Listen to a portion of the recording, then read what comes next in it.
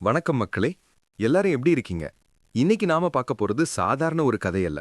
சிவபெருமானையே தன் கைக்குள்ள அடக்கி வைக்க நினைச்ச ஒரு மாவீரனை பத்தின வரலாறு. ஆமாங்க, பக்தினா அது ராவணன் தான் அப்படின்னு சொல்ற அளவுக்கு சிவபெருமான் மேல வெறித்தனமான அன்பு வச்சிருந்தவர் இலங்கை மன்னன் ராவணன்.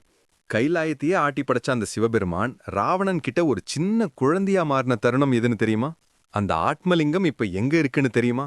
இந்த வீடியோவை ஸ்கிப் பண்ணாம முழுசா பாருங்க. கடைசியில ஒரு மிகப்பெரிய ஆச்சரியம் காத்துக்கிட்டு இருக்கு. வாங்க வீடியோக்குள்ள போலாம்.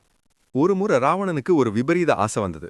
தான் வணங்கும் சிவபெருமான் கைலாயத்துல இருக்கக்கூடாது, தான் இருக்கும் இலங்கையிலேயே தன்னுடனே இருக்கணும்னு ஆசைப்பட்டார். அதற்காக சாதாரண தவம் இல்லைங்க, மூச்சையே அடக்கி பல ஆண்டுகள் கடும் தவம் செஞ்சார். ராவணருடைய அந்த பக்தியையும் வைராக்கியத்தையும் பார்த்து அகிலமே ஆடிப்போச்சு. இவருடைய தவத்தை மெச்சிய சிவபெருமான் அவர் முன்னாடி காட்சி தர்றாரு.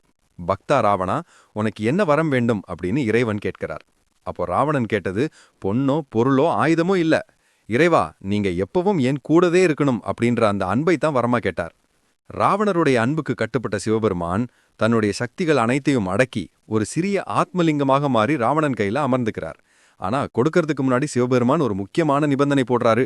ராவணா, இந்த லிங்கத்தை நீ இலங்கை கொண்டு போற வரைக்கும் எங்கேயும் கீழே வைக்கக்கூடாது.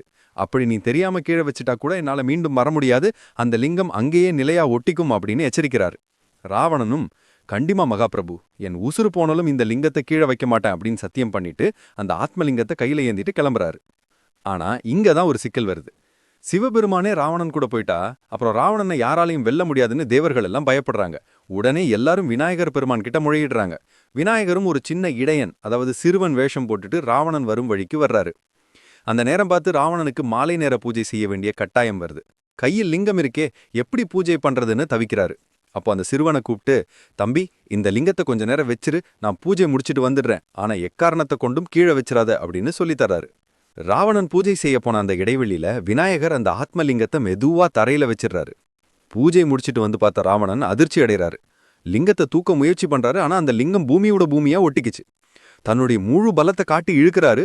அப்போ அந்த லிங்கம் பசுவின் காது போல வளைஞ்சதுனால அந்த இடத்துக்கு கோகர்ணம்னு பேர் வந்தது. ராவணனால கூட அசைக்க முடியாத அந்த மகா வலிமை வாய்ந்த லிங்கம் தான் இன்னைக்கு கர்நாடகால இருக்கிற கோகர்ண மகாபலேஸ்வர் கோவில். சிவபெருமான் ராவணனுக்காக இறங்கி வந்த அந்த இடம் இதுதான்.